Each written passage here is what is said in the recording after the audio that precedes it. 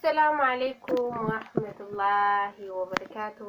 كم نقاعد جرجرتو فرطو تعفيد كبجمتو تكينيا أكم فيان كيسن عفيان الحمد لله رب العالمين. أنا بريدة لسنين جدا فرطو تكينا في كبجمتو تكينيا وروني أمن تابر لي أشما هركفوني أكم نقاعد جرجرتو بقى جراتنا نسنين جدا بوليان كنكو جالتمو في كبجمو أنا سنجالت أنا ربي سنجالتو نسنين جدا akkasuma baga itti geettan guyyaa jaalatamaa fi guyyaa kabajamaa guyyaa jummaa baga ittiin isin gahee isin jedha.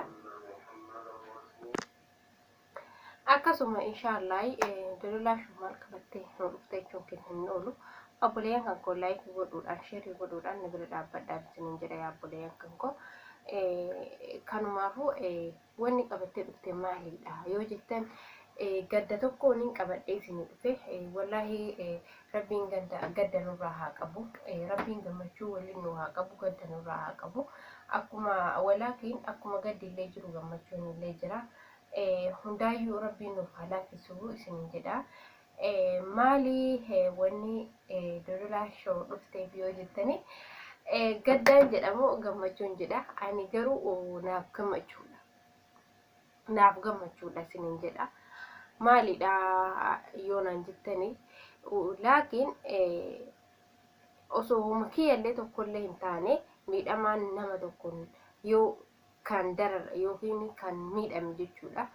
Kan miidhame yoo inni miidhaa sanirraa yookiin safuun inni namni sun safe gara nama sanii nama waan san miidhuutitti yoo safuun sun isatti deebite hedduu na gammachiisa.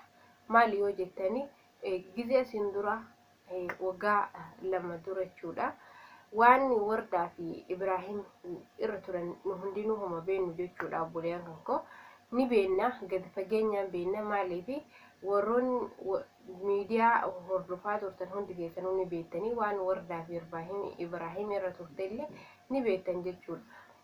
Akkasuma maaliif Wardaa kalee isaa waliin akkasitti dararamaa isaa waliin miidhamaa yoo inni miidhamaa yoo inni gammade isaa wajji gammada turte san miidhaa san hunda dagatee waan isiin isaa waliin ta'aa turte san dagatee bakka hundaayyuu achi kaa'ee akka nama waa takka isiin nama ilmaan irraa hin qabne nama waan bakka takka yaani akka inni isii godhe nama guyyaa takka waa waliin dabarsee iyyuu hin geeffanne jechuudha. Gizee amma obboleeyyan kan koo gizee amma wallaahi safuun durii ni turti jechuudha.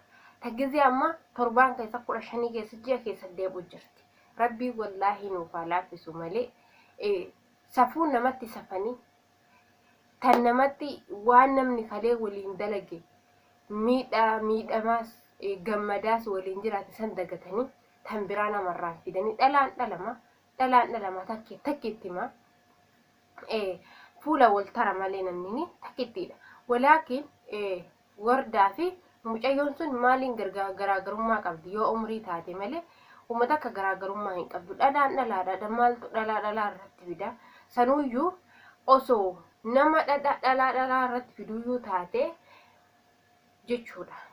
Namni kuni osoo ta duraa sanuu horatee nyaachisee obaasee mana kiraa keessaa baasee uf danda'ee isiillee danda'ee jiraate gaariidha. Haa fuudhu homaa rakkoo hin qabu. Haa fuudhu itti safe hin jiru bakka fuudhee iyyuu jiru. Walaakiin gizee ammaa dhiirti teenatu yeroo ammaa kana keessatti hin fuunaa beetti malee maal akka irratti fuutu maal akka nyaachiftu maal akka obaaftu hin beektu. Gurri bichaan dhagayeef sammuun bichaan irra jiraatteef maqaan fuudha qofa jedhameef hin fuuna jetti. Akka horii wal jala yaate akka namaatitti iyyuu miti akka horii wal jala yaate jechuudha. Shamarran illee anuma shamarran illee ta biraa manaa qabdiin homaa rakkoo hin qabu.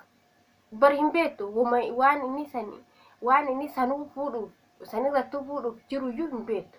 Homaa rakkoo hin qabu. Nu walii gal ati na jaalannaan ati akkanaa taanaan jaalalli isaa sun sirraa hafu taammaaf dhiise si homaaf soqa. Ati shamaraa miti isiin takka teetiitii miti hin yaadattu yoo waan biraallee wallaalte ana boru sadarkaa kamiin irra na kaaya sadarkaa kamiin irra na dhiisuu danda'a ana yookiin isiiyyuu hin ga'u jedhee namni yaadu hin jiru jechuudha.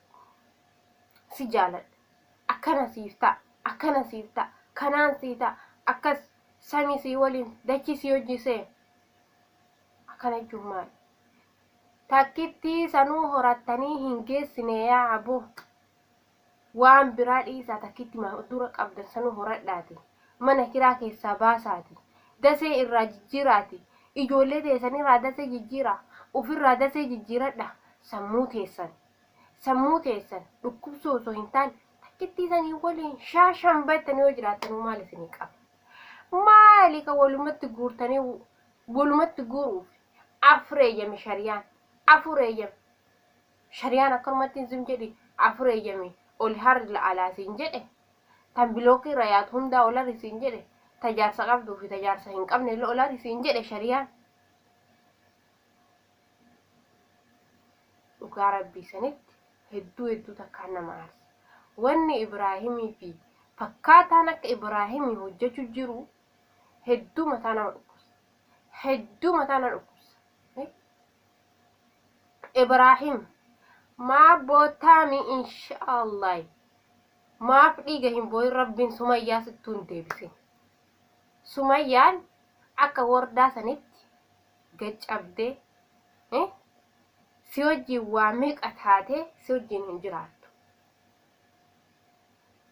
سيغالي إسيو منا كرا إسينو دراني دوغن كورت درايو اتفاقات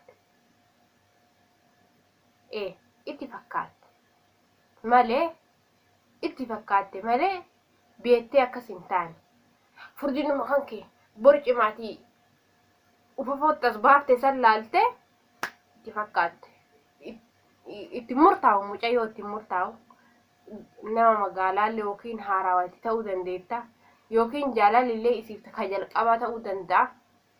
Diqishoo mucayyoo yoo laalanii umurii hasuma dhiyoo tana taate kanaaf malee yookiinu ani warrummaan isiitu akkamitti dafee heeyyame nikaa godhadhaa jedhan. Nikaa godhadhaa akkamii jedhan naraa jedhu gara rabbiititti. Gizii ammaa kanatti an waani warri sunuu dararuun se'eeshu. Guyyama takkaan naqanii guyyama takkaan okee nikaa hin dadhaa. Nikaa isinii goonaa jechuun kunu ani warri nu naraa jedhu gara rabbii warrummaa sumayyaatu jechuudha. Kanaafuu obboleeyyan kan koo viidiyoo biraatiin haga walitti deemuutti viidiyoon keenya hedduu dheerataa jira.